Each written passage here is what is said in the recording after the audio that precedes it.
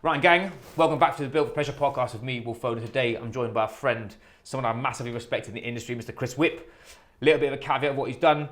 Ex-combat helicopter pilot, author of The Leadership Secret, high performance coach. He's a certified hypnotist, which we're going to go deep on because this is something that I'd love for everyone to explore. And lastly, he's got a master's in psychology. Welcome to the podcast, mate. Thank you. Really good to be here. Pleasure.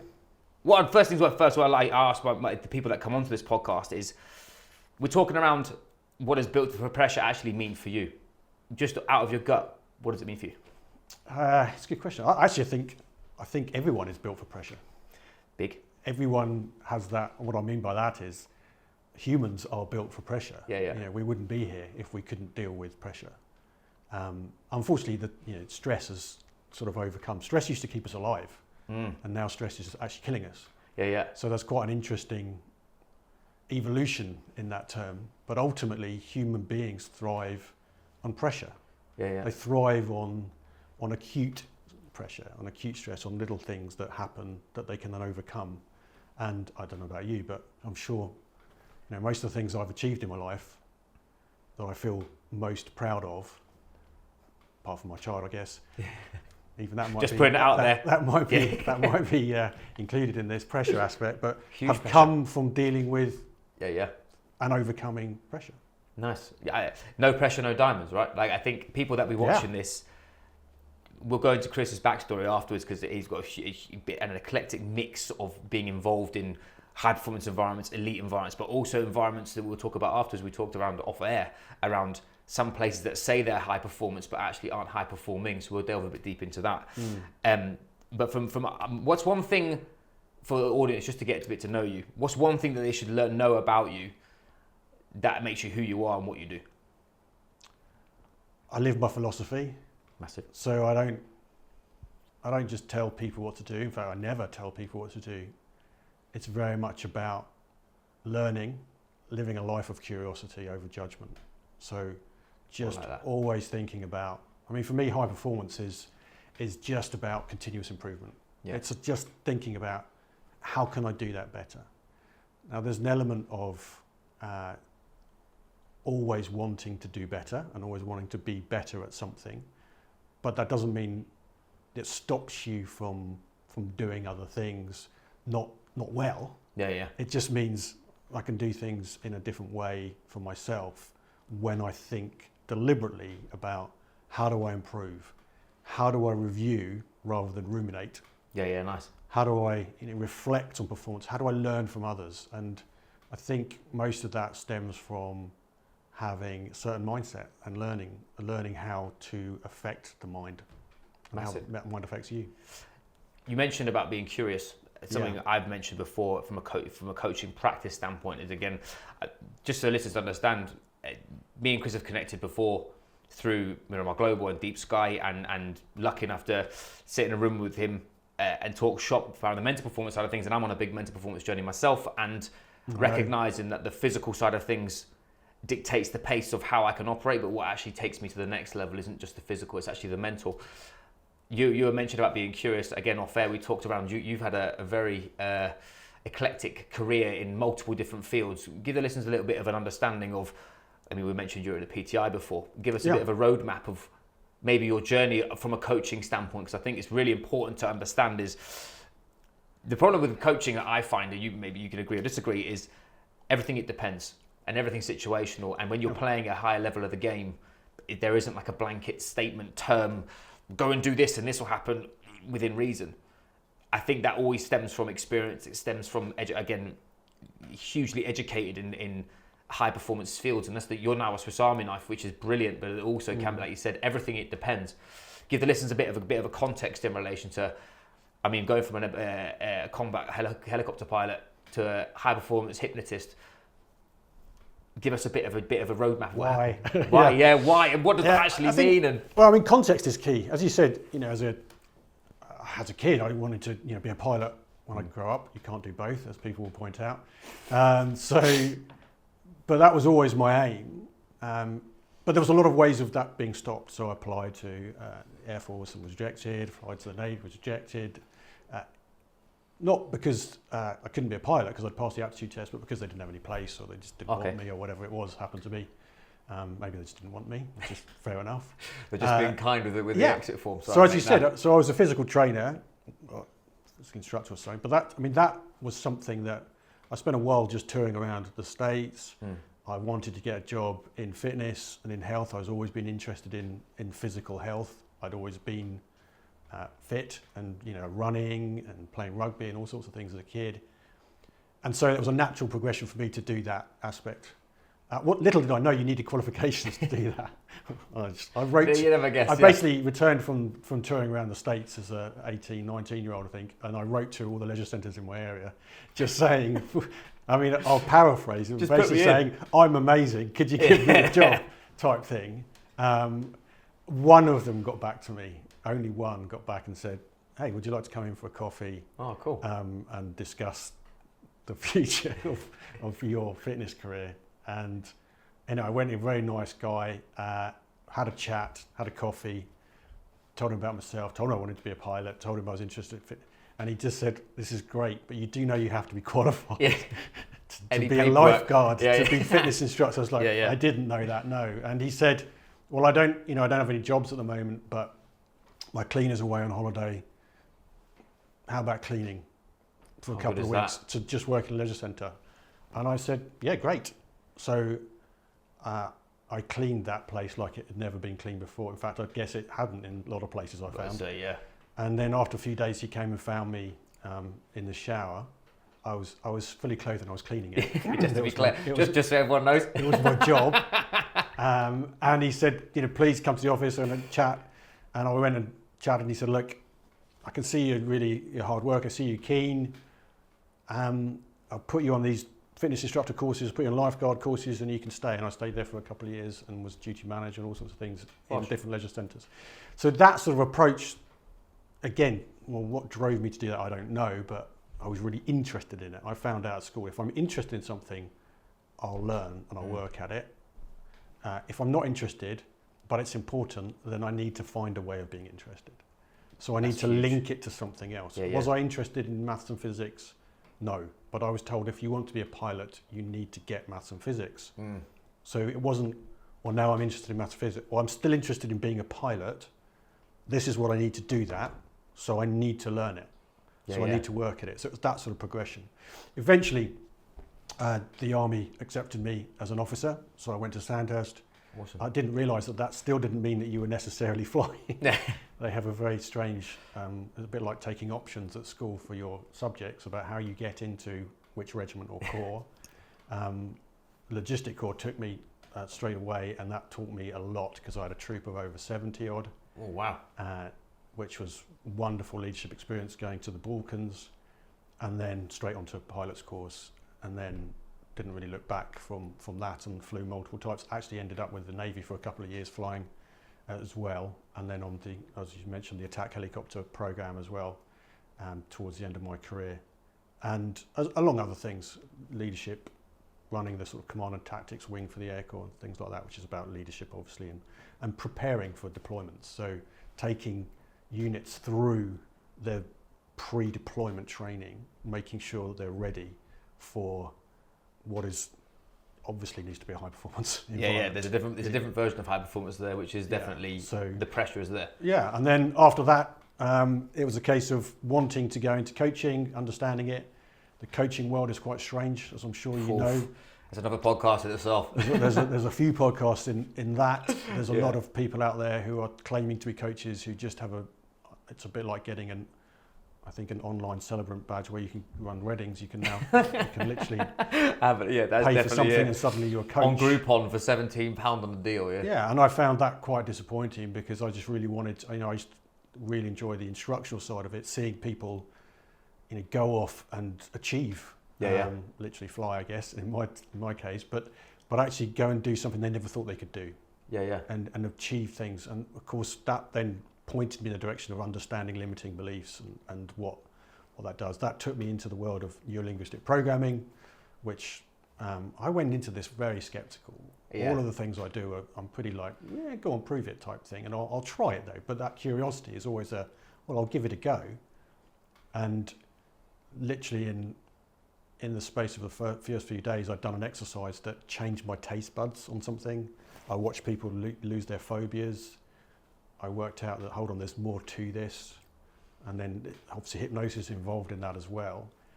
And I realised that actually if you're more deliberate about your actions with the mind, you can overcome all sorts of things. I had this nagging inner dialogue often that would be quite brutal to myself, really. Yeah. And I've done a lot of work over the last 15 years working, as you said, I have a master in psychology now and lots of other different behavioural science. I also learned Vipassana meditation and certified hypnosis. I did a lot of self-hypnosis and trained people in that. And that being able to get your unconscious or subconscious working with your conscious. So I don't have a chimp, I don't have any bad things going on inside. There was a positive intention behind a lot of the thoughts that we come up with. We're just not aware of them at the time. We're not aware of what that positivity is.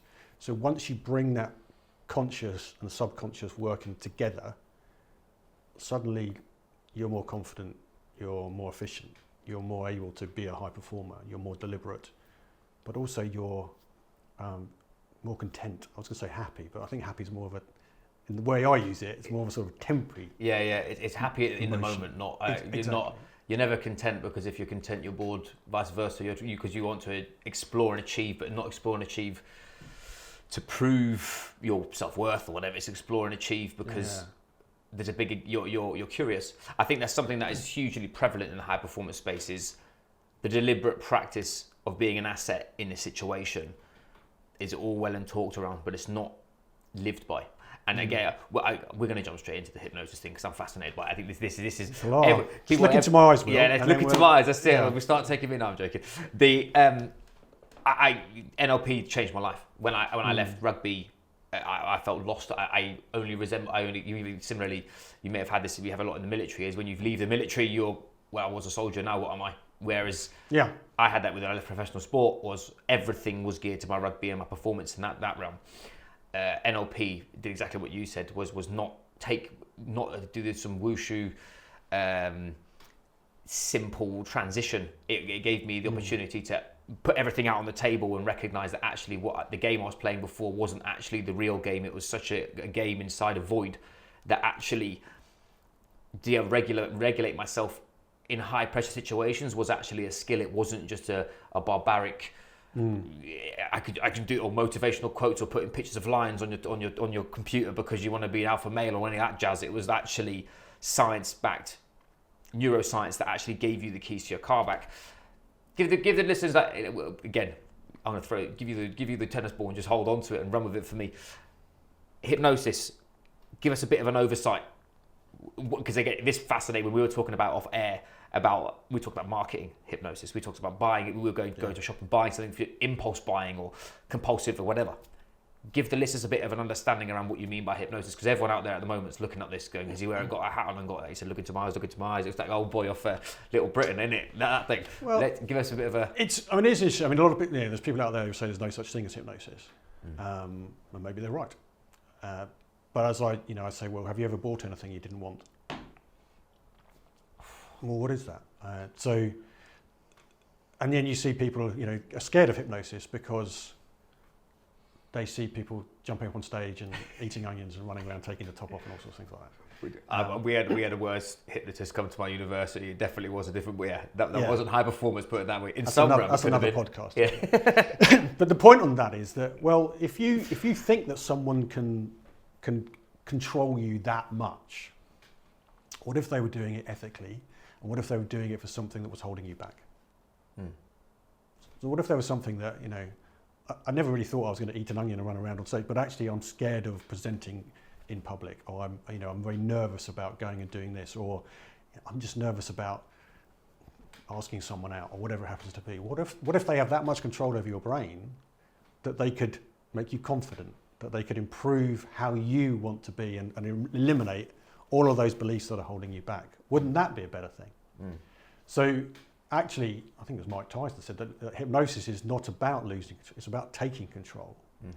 And what I learned from delving into hypnosis, some of it was with NLP, some of it with other certifications afterwards, is that it is literally about understanding your brain better and how it's affected by language, by patterns, by other people's experience by social comparison, that is hypnotizing you to some extent. That is creating a condition inside you where you're suddenly not as confident because the brain is telling you what other people are doing better than you or whatever it happens to be.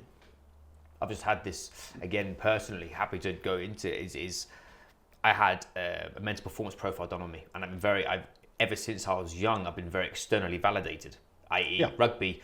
I had to tick boxes for me to get selected. Sure. And then I had this through, you have it when you're a kid, whatever, exams, but everything's been external validation. And as you're growing up in this industry, especially, you're always sailing into water that's unknown. You start with your value of success as measuring against other people's success and thinking, am I alongside them in some description? Yeah. The minute that you're challenged, I particularly had this as someone challenged me, is if that knocks you somehow, that inner dialogue, exactly what you're saying, and that's what I want to try and demonstrate to people that are listening, is this isn't like a huge, vast thing. This is like in a small situation where it matters most. If you've been challenged, you've mentioned before about choice, we talked around what food's given on. That choice thing, that choice element, when I used to be, if someone challenged me and not from a conflict piece, but said that I wasn't good enough, for example, I would take that extremely personally and I would destroy myself.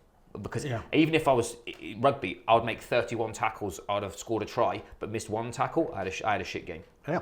Whereas actually, realistically, external validation is the opposite. You're trying to find internal validation because that's going to help you with your mission, your vision, your clarity, all that kind of stuff.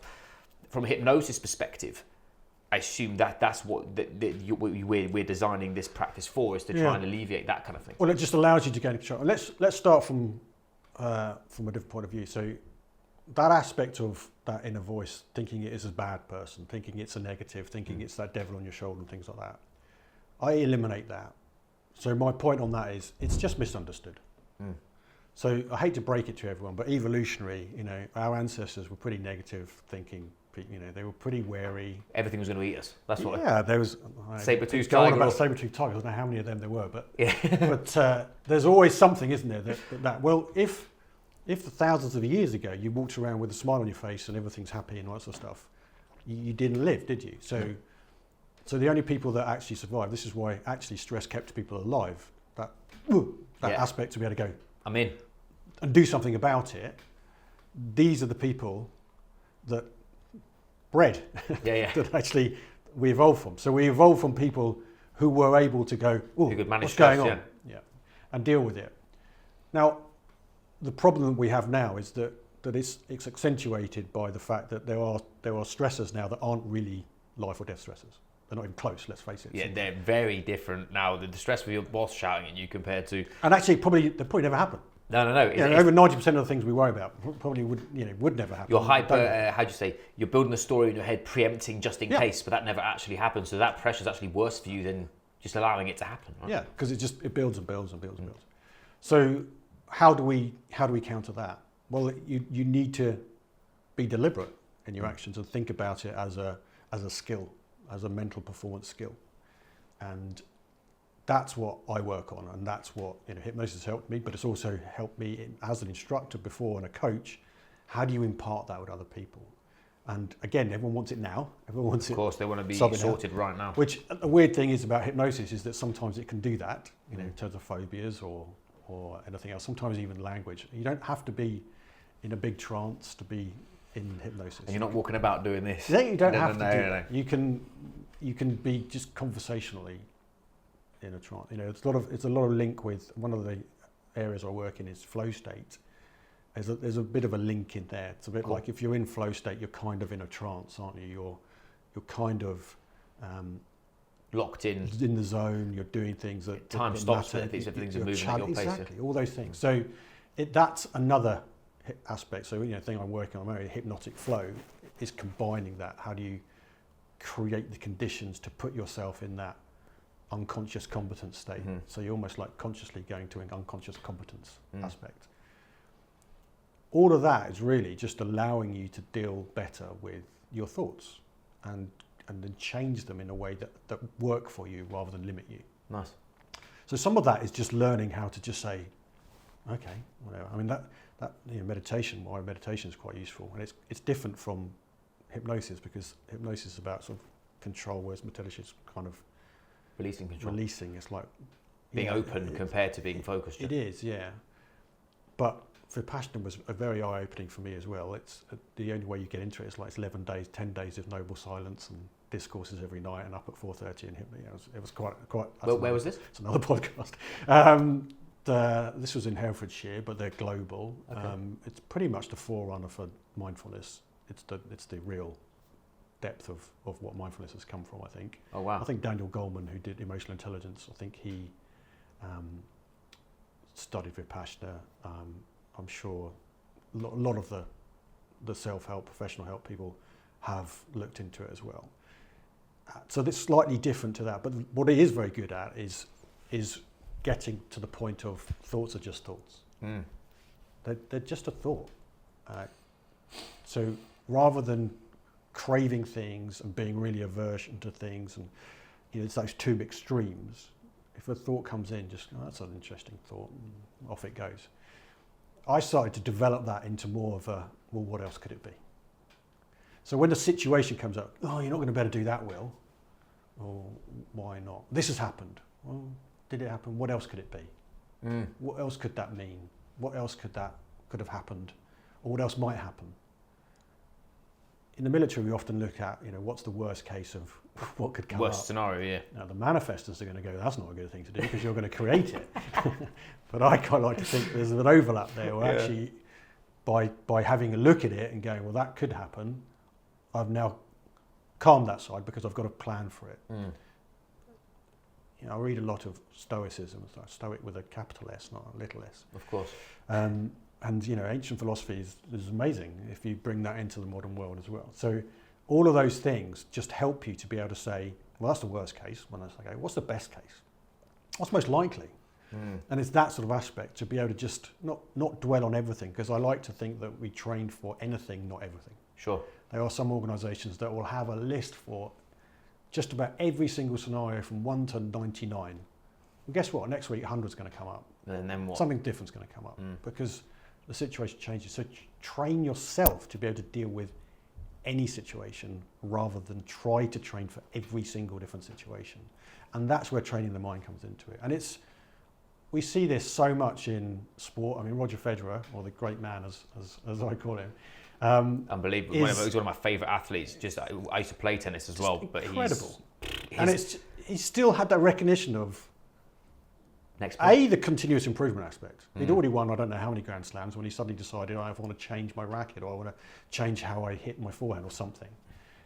So never ceasing to never saying improve. I'm okay, I'm there now. But also recognising that actually the emotional side of it is really the most important thing, because actually when you're that good and when you've trained yourself, you can get into the zone and stuff like that. But if you're in a dialogue is stopping you, it will take you out of that performance. That's what happened state. to me. I personally, I got to Rhodes, Wimbledon tennis, and I was at Wasps for rugby when I was young. Right.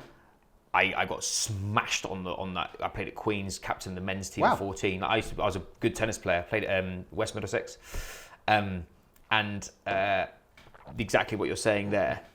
I may have been good at tennis, but I could have been better if that inner dialogue destroyed me. I either beat them 6-love, 6-1, or I got smashed because I couldn't hit the ball back. I see this as similar to your saying about in organisations, is not many people, they're focused on outcomes rather than process. And that Roger Federer analogy of, it doesn't matter if he lost the point, his serve, his hit and his demeanour was exactly the same, regardless of what was going on, what the score. That is such a, again, similarly, you would have had something similar, flying helicopters, because one little thing, the weather changes, it goes from being this to, well, it's interesting. You have to... If flying a helicopter, you've got to think of the worst case. Yeah, sure. You have to think of what might go wrong. If I lose an engine, what am I going to do? You can't, I always say to people, you don't learn how to fight in a fight. It's too late, yeah? Yeah. You learn to fight before you go into the fight. Yeah. So you've got to learn of all these different permutations of what might happen before they come up. This is where, unfortunately, a lot of businesses go wrong. They call people like me in when they're really in it. Yeah. which is fine. I'm very happy to help. That's like, I'll take the work, yeah. I'm very happy to help. And we help them obviously get out of it and look forward and move forward as more high performers. But actually, the best time to call someone like me in is when it's all going fine. Yeah. Because that's when, train hard to fight easy. All of those aspects of learning when you've got the right mindset and able to learn and change. Because if you're in survival mode, you're just thinking about it being survival. There's only time you suffered injuries, I know, in your rugby career and stuff. Yeah. When you're in that healing moment and you're not well, the only thing that matters is getting well. Yeah. Nothing else matters. You don't prioritise, well, I'm going to work on my speeches, I'm going to do this, I must do meetings better, I've got to be a better high performer, all those things. I just need to get better. Yeah. It's the same if anyone's sick and all this sort of stuff. It's like you just need to get well. Well, the same is if you're in survival mode at work and you're always under continuous pressure all of the time and you don't know how to deal with it, then you're not going to be able to prioritise. You're just thinking about the share price next week. You're not thinking about 5 years' time and the strategy of the organisation. So it's very difficult to come out of that once you're in it. There's ways, of course. Of course, and yeah. that's, otherwise I'd be out of a job. But the best thing to do is to prepare for these things. And this is it. So thinking about, well, that might happen. Eventually it becomes automatic. So you're not dwelling. So when you get to a point where you're flying around at the beginning thinking this could go wrong, this could go wrong, this could go wrong, your first ever circuit in a plane, you're talking to yourself all of the time. I'm going to do this, I'm going to do that. Yeah. Well, then you can just fly around without thinking about it. It's like driving a car. You just, although the dashboard lights mean something in an aircraft, but it's a case of, it's actually a case of you just get used to it, but it doesn't mean it's not there anymore. I still know what I'm going to do if something goes wrong. And as you say, when the weather gets worse or something more, whether there's an enemy or whether it's you're on goggles or something's more difficult, then you're being more deliberate, even more deliberate. Same things. We talk about in Deep Sky, the company that I'm a partner in, it is about thinking about what are the critical moments coming up. When do I really need to perform? And then holistically, well, what do I do to perform? If I want to perform on Thursday, I've got to sleep well on Wednesday. I need to eat the right things that will help my performance on Thursday.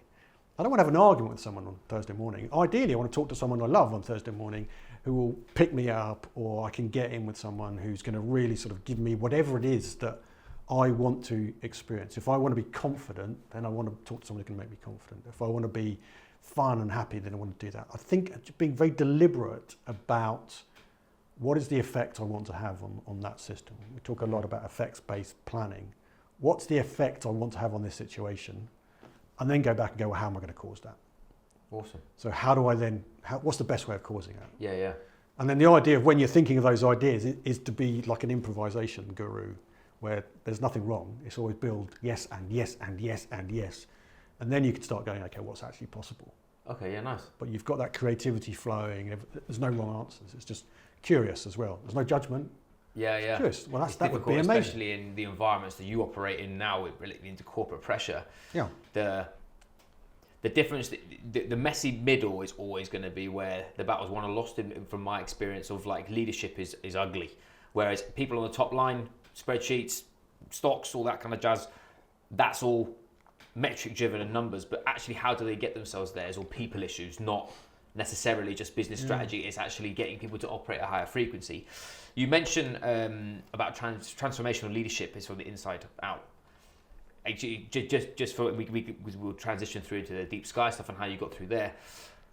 What do you see are the biggest bottlenecks for modern leaders at the moment in relation to that from a statement standpoint? Because I feel that, again, how we've got involved with Deep Skies, because we're massively aligned on the holistic side of performance alongside peak performance. What do you see is sort of the biggest bottleneck for people that you work with or people that you've been associated with lately or generally?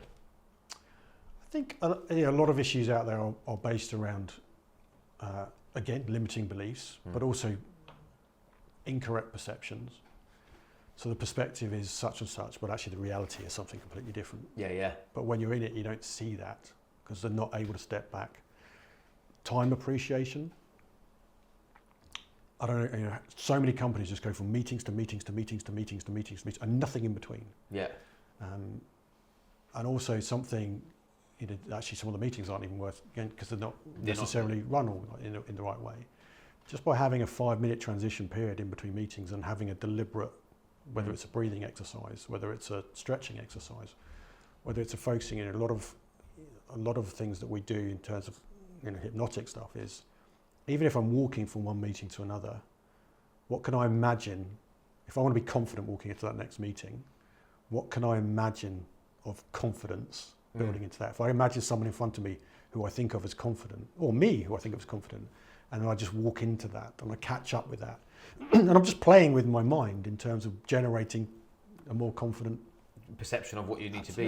Of walking in. So time does seem to be a real blocker for people, and it's misuse of time. Everyone's got the same amount of time. It's just wasting. It's poor energy management. Like you mentioned there, from like a science standpoint of, you're taking yourself up to perform sympathetic drive and getting you to a place of focus and deliberate practice.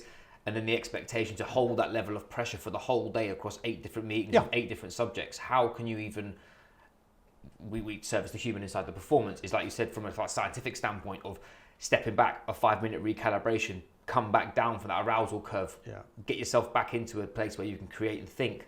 And it's funny you saying that about the sort of visualization stuff. I've read The Alter Ego Effect by Todd Herman. He was the psychologist for Kobe Bryant. And he's the guy who sort of depicted him being the black mamba on the court and away from the court. Again, I'd love to hear your sort of views on, you mentioned before about self-talk. Something that I've sort of delved deep into is I used to use that quite abusively to myself because my alter ego is I used to be an obese fat kid. So you'll hear me in the gym if I'm needing to make something happen. I used to be very hyper aggressive and speak like I was speaking to an 8-year-old Will. But vice versa, I'm flipping that now where I recognise that and using. When I'm stressed and using the inner dialogue, I know that I can do this. I've trusted myself. I can think about where I've done this before, how I can step into an arena and deliver a podcast, or then go for a run, or that sort of that 5-minute gap. Let's take that, because I feel like people who are listening to this, they're on the bus, or they're on the train, or they're in a taxi, and they're listening and they're going, hang on a minute.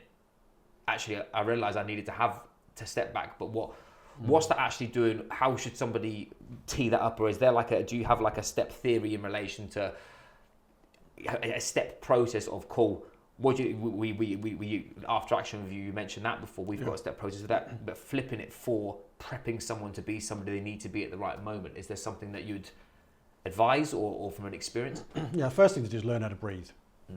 Nice. Good news is you do know how to breathe. Yeah. Apart from I've got bent nose, it's still broken. So without thinking about it. Well, that's what happens when you play in the forwards and not the back. Yeah. But the aspect is, so if you breathe out, if your exhale is longer than your inhale, your heart rate is going to reduce. Yeah.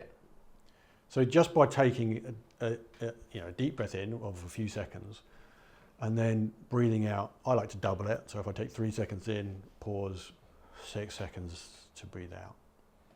And as I'm doing that, you can literally run something positive through your mind, or dropping something, letting it go. Yeah. Doing that a few times will cycle. Now you can add the physiological sigh aspect in there, where you do that, breathe in, and then you do an extra sort of sniff, which opens up a bit more of your lungs, and then you still let it out for double. Now, if you that might be too relaxing for someone. I feel myself actually becoming very relaxed just doing that. It works. Who could say? But if you want to do something where you actually want to remain a bit more focused while you're doing that, then you can do box breathing, that people sometimes call it tactical breathing, where you're breathing in for say 4 seconds, you're holding for 4 seconds, you breathe out for 4 seconds, you hold for 4 seconds, and you do that a few times. That will generally not relax you as much, but it will still bring you back to sort of focus. So that's the first aspect. Yes. Then build yourself, always have a notebook. Build yourself go-to thoughts. Nice. The thing about thoughts are you can only have so many at once. So rather than avoiding thoughts and trying to push things out, if I say to you, don't think of baked beans, Will. Don't think of baked beans. How are you doing with those not thinking of baked beans? Right? So we can't not think of something. No. But if I say don't think of baked beans and you go, well, peas, then that's what you're doing. So it's really about transitioning your thought to something deliberate. Nice. So when people are in a thought that's problematic, it just builds, it dwells, it blah, blah, blah, blah, blah. And everything builds on it. The idea is you move it, so you refocus. I mean, fear is not the absence of fear. Courage is not the absence of fear. Courage is like the recognition of fear, but the recognition of something more important than that fear, and then changing the thought. You don't dwell on the fear. Yeah. You then think of something more important than the fear, or you think of something else that's that aspect. It's very difficult. I mean, we often, we get news that we don't like. There's usually a moment of that. There's a pattern interrupt opportunity. So there's a stimulus and there's a response. If you're told something you don't want to hear, bang, sometimes. It's that ability to be able to jump in there with, is it a deep breath? Is it a reframe? Is it just a pause? Is it, well, that's just a thought? Is that just something I didn't want? When you're, as with illness and health and stuff, you can be told things you don't want to hear. Like I've had the same experience or similar experience.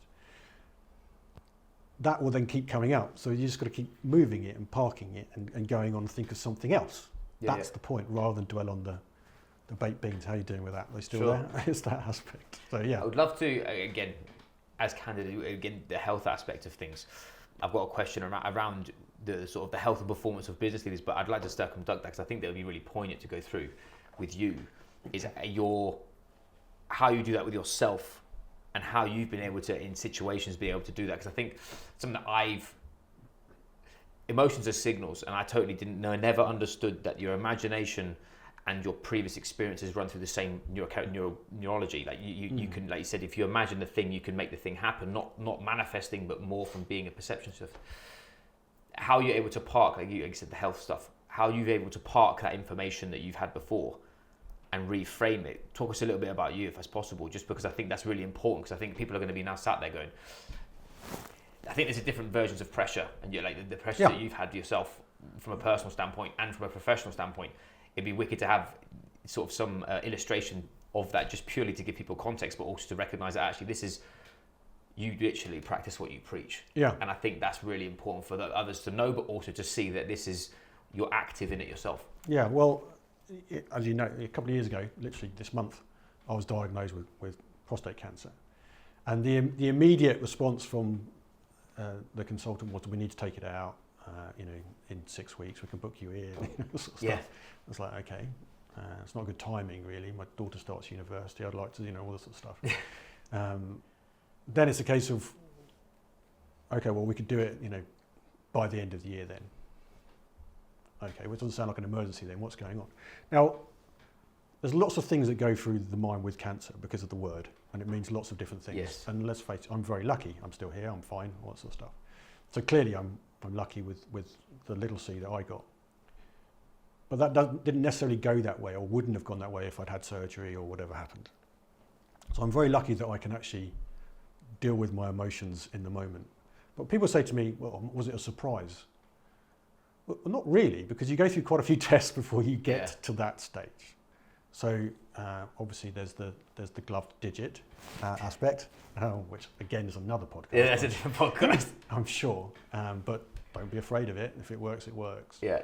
And there's blood tests, and then there's MRIs, then there's biopsies, and all sorts of things you're going through, of course, on that journey. And then you get called in. Well, they're not going to call you in to say everything's fine. No. You're either going to get a phone call saying everything's fine, You're good, or you see you get a phone, later, could you come in? So to think it's a surprise would be extremely naive and a bit ridiculous. So of course I'd built myself up to, well, this is potentially something, I don't know which way it's going to go, but this is, whatever the news is, I'm going to deal with it. And of course, if you're a high performer, then you study this stuff. I mean, I think there's two types of people in the world when you're going for treatments. There's one who looks it up on Google and finds out what's going to happen. Yeah. And there's the one that doesn't. Unfortunately, if you are the one that does, you can't go back. No, you see the doom and gloom. You see where the needles are going and what's going on before you get there. But you then have to think, well, why is it doing it? It's doing it to save my life. It's doing it to find out what's wrong so something can be done. There's a lot of people we hear about in the news still dying from prostate cancer, which if they'd known about it 10 years earlier or whatever, they might not have done. But that's sad. There's still people out there who won't get tested. It's just a blood test. it's not 100% right. There could be all sorts of reasons for a high score and all sorts of stuff, stuff like that. But it's why not find out? This comes back to that continuous improvement, this coaching mentality, this aspect of open-minded, being able to say, well, there must be something else, or I can find something else, or I can do something else. It gives me choice. So the advantage of learning early is you've got choice. So I already had lots of different understandings and perceptions of what could be the possible treatments, what could be right, what could be wrong, going into that meeting, let's call it that. So rather than just going, oh, this is really bad, off I go, it was a case of, okay, what do you think? Do you think this? Do you think that? What about this? What about that? Of course, a surgeon's going to talk about surgery, a radiographer's going to talk about using radiation, someone else is going to talk about something else. So again, you need to think about your perception. It's not dismissing doctors, but they're specialists in their field, so talk to others. If you talk to two doctors, actually, if you talk to two doctors in their own field, they might not agree. But that's fine. It's about, well, what is it about me, and understanding my life and my body, and what can I do about it. And I actually feel very blessed for having that news. Well, A, that it wasn't news that you're immediately going to die, but because that would be bad. Yeah, that would have been bad. Yeah. Ruin this podcast if I wasn't here. But actually giving myself options, but also then really digging in. As I was a fitness instructor 30 years ago, more than 30 years ago. But now I know nutrition better than I ever have. Sure. Now I know what it really means on the packet. I now know the 200 different, I probably couldn't list them, but the 200 different ways of actually saying there is sugar in this. Yeah. So there's a lot of things that actually it taught me. If anything, it might have prolonged my life than shortened it, because it's given me a much better understanding of nutrition, of well-being, of combining it. And it overlaps so much with all the work I've done, of course. Yeah. I mean, people wonder, their thoughts create their feelings and lots of stuff, but they maybe have eaten the wrong thing that morning, which actually created the wrong feeling in their mind. It's like kids having processed food and they wonder why they're mental. I used to work in bid-winning teams in the defence industry after the military. And the thing about bidding and procurement and contract is that you work late because people have a clarification question that comes out just the wrong time for when you want it, because they've been trying to get it out for their Friday before the bank holiday or whatever. Well, that's when you get it. That's when all of the bidders get it. So people tend to work late. Well, someone would come in and bring a whole load of donuts and fizzy drinks and rubbish, and then they'd wonder why we've had 20 minutes of chaos and then nothing. And it's all linked, of course. You need to be very deliberate about, I don't know why I'm talking to a nutritionist trying to say that donuts are bad. I don't know if you know that. Yeah. I think you do. But it's a case of understanding. This is why we want, we have you in our team, because this holistic understanding of what causes all of these different thoughts could be something completely different to what you think it is. 100%. And that's where there. So really the cancer journey is weird, because at the beginning of it, you still get those, because of the word. Of course. You still get that immortality thing, that sort of, you're not going to be there. You're not going to, you've failed. How do you fail because you've caught, I don't know, whatever. Yeah. But all those things that come up. Well, luckily, I've spent years learning how to deal with this stuff, so I can say, that's an interesting thought. Yeah. Yeah, maybe I have failed. Well, what else could it be? Sure. What else could that be? Or what else can I do? Or how can I do this? Or whatever. And there are times when you're pretty down about it, you're pretty sad or whatever. Absolutely. So what do?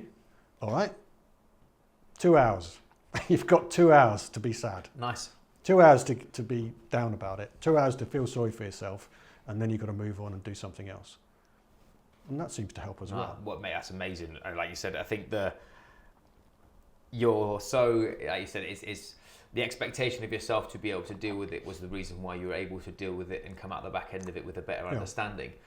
But for other people to think about this from a perspective of, I think this is a huge poignant point of a high performer, is that no one will ever see the actions that you took behind closed doors. I think the reason why, luckily we've got you on the podcast now and you're still here, is more, it's those incremental moments of making better decisions at the right time and being active in your process to be able to not only, it's be able to absorb that information, but not, because emotions are signals, they're just going to, like you said, it's going to make you run wild.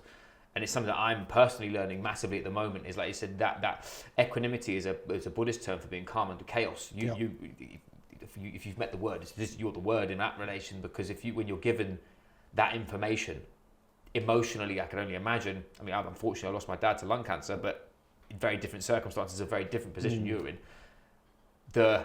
I can totally understand how the quicker you can find that separation and then find some form of choice, the ability for you to actually bring the system down. And I think what I would like people to recognize from that position of like taking it not just from a personal performance perspective, but from a leadership performance perspective, is most of the crisis moments that you're going through, you either can respond or you can react. And in that perspective, responding is an active, present, decisive process that's actually, like you said, it's looking at the good and the bad, not just a high sky thinking or vice versa, screaming at people below you because they haven't done what you haven't told them. It's definitely that part of the puzzle for sure. We'll go on to, we'll take that bit and go through a little bit about Deep Sky, because I think what viewers and people that are involved in Built for Pressure will soon learn is that I'm lucky enough to be part of, jump in with your team to be running more of the human side of the performance piece. Give everybody a bit of an overview about Deep Sky itself, because again, those that are watching this may not have seen it, and vice versa, what the sort of RISE platform is and going to be. Yeah, well, Deep Sky we set up a couple of years ago to solve what people often term the leadership gap. It's like that sort of gap. Set up our sister company in executive search, Miramar, and the CEO Andrew Stone-Knott basically was going, seeing this. I mean, he posted I don't know how many CEOs and C-suite executives, and recognizing that companies are still talking about the gap in leadership, whether it's internally self-development or whether it's going out and finding the right people who can do leadership. And I talk about leadership rather than management. Often people confuse the two, I think. Massively use it. But also people I often think about identity, and you talked about leaving sport and changing your identity. I think of that a lot and work on identity quite a bit, and how you identify affects how you behave. So make a decision how you want to do that deliberately. But in terms of that aspect, so we wanted to set up a company that would really support leadership with people who have led and experienced it, but also understand the tricks of behavioural science, the stuff that will really help, but that's a holistic background as well. So bringing in experts in physical training, not from 30 years ago, and nutrition and the like, and also we have some wonderful experience in other coaching dynamics. So experience. We have some incredible women on board who have done some great things, who've worked for big organisations and been in those high pressure situations themselves. So seen it, done it, but also have the ability to impart it.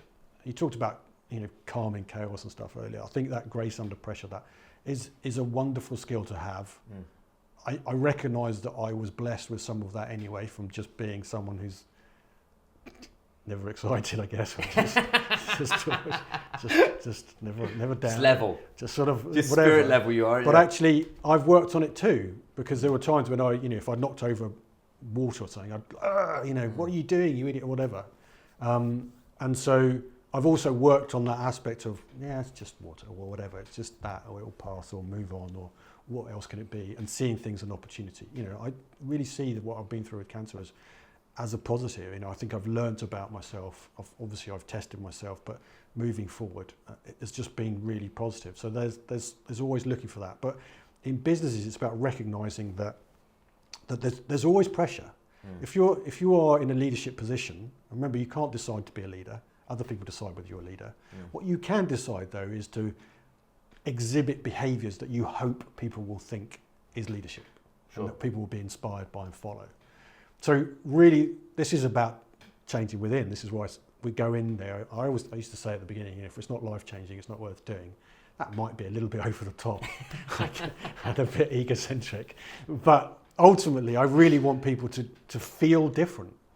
And when they feel different, it's like, well, I'll train them in recognising how they feel different and recognising what that means. And I get such huge satisfaction when I get feedback from people who just said, I'm more confident. I feel different. I've gone into that and I noticed it because I used to feel scared and now I'm up for it. these pressure situations are opportunities to test ourselves, to move forward and go through them. Do they always work out the way we want? No. Of course not. But do we learn from them? Yes. The advantage of being human is you don't have to go through all the bad stuff. I mean, we're going to, because you're human. If you ever love anyone or you're loved, unfortunately, you're going to go through bad stuff. That's the way it is. So anticipate that. Think about how you're going to do that. In business, is it always going to go your way? Probably not. So anticipate that. Think about it, and then see. Well, okay. Well, we can deal with it, and we can move on, and we can say, well, let's just see. But if we keep ourselves calm, and calm's not always the answer. If there's a fire in the building, I don't want to be calm, do I? No. I'm going to say, we ain't going out the front door either. We're going straight out there, mate. That's the head first. You probably want to go out. You need to be a little bit more agitated about it, but it's deliberate. So you can be angry, but be deliberately angry if you want to be angry. So it's just about being, having choice and being intelligent about when to choose what behaviours. This is why leadership styles, not a big fan of, because leadership is contextual. Leadership is situational. You need to be at the right time. Exactly. Right? So, I mean, things like transactional leadership. I mean, is that even leadership? If I give you something, will you do this? Do I need to be a leader to be a transactional person? So you sound like a dog. It doesn't matter. I wrote in my book, you're either a leader or you're not, which caused a little bit of consternation. You can't be a bad leader, because if you were a bad leader, you're not a leader. Yeah. You might be a bad manager or whatever. You might be a bad owner. You might be a bad person who's in charge. We have that in our space. You've got coaches or instructors on the gym floor. Yeah. Instructing someone to do something is not coaching them. Coaching them it's the same thing in leadership.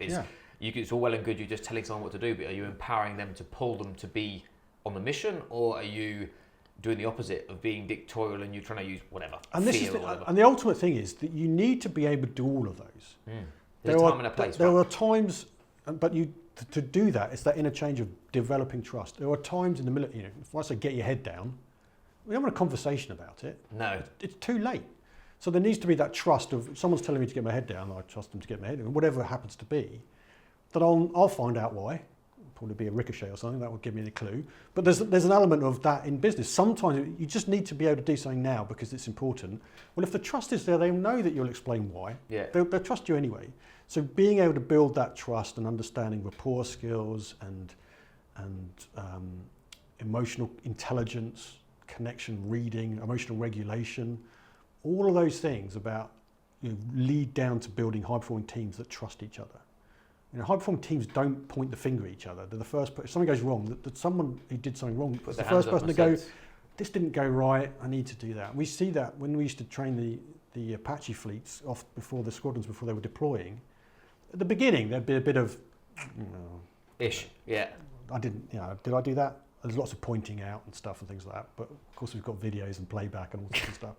But eventually, it's like, halfway through, it's like, oh, I did this and I wish I'd done that. This is where you're to learn. And this is what I say to them. This is the place to learn. Yeah. Make a mistake here. Don't do it out there. Make it here. As long as you make a decision, we can see whether it was the right one or not, or if the outcome was what you wanted. So, but this is the way. This is the place to do it. So this is what companies train hard, test each other, but create the conditions where it's good, where we're doing it for a reason, because I want to get better. We're going to review this. I'm going to review this afterwards, and you're going to tell me all the things I could have done better, and Sam's going to tell me all the ways I should have sat better, or whatever it happens to be, and whatever. Next time, I'll do it if there is a next time. Then I'll be better. But it's a case of that's what learning is about. That's okay. That's part of part of the living. game. Yeah, and that allows you to then deal with more stuff next time. Sure. So the bit that took you over the edge last time, well, you've learned from that. You've built up, so you're ready for that. Yeah. So then you get to the point you're at. Why do people go and do tough mudders? Why do people go and run for hundreds of miles, whatever it is you do at the weekends? That was another thing we didn't talk about. Because you're testing yourself. I remember when I did my 110k, you sent me that breathing exercise. I totally forgot to mention that. That breathing piece of the puzzle we talked about half an hour ago. Chris sent me a note, very, very poignantly saying, when you're under duress, look at the sky above, the double breath, and suddenly it does matter. But no, 100%. I'm excited, and again, I've had a few opportunities to do things and collaborate with other people. And it's always about not just the story, but who I'm working with and the people who are involved in this. I've got some amazing experience, but more so, I think it's always nice to have crossover. And I've always talked around performance with a purpose.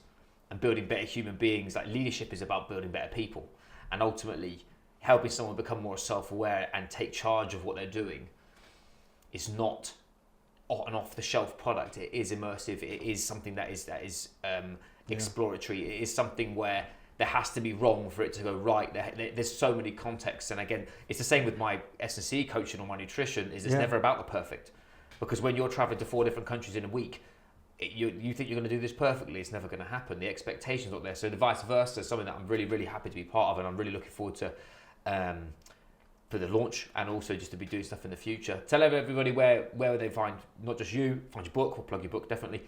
where we find my book in the garage. Yeah, never. Where can they find you? Where if they've heard some stuff that they feel is poignant or they'd like to explore a little bit more, where could they give you a message? Well, they can find me probably on LinkedIn as well.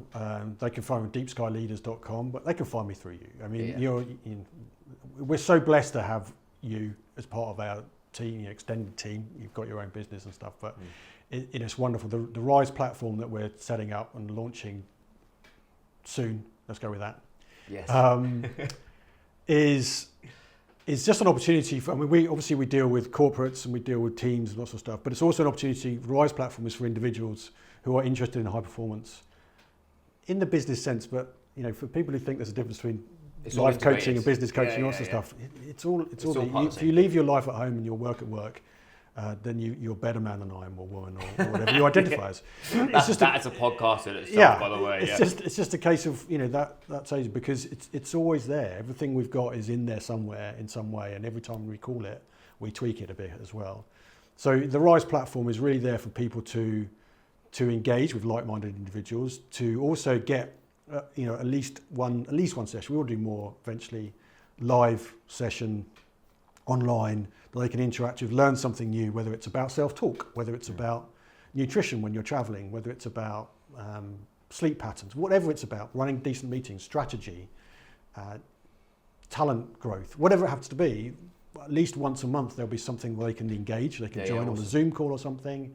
But they can ask questions, they can pose other issues, but they can also say, how about doing a topic on this? I've seen a lot on this. Could you do something on that?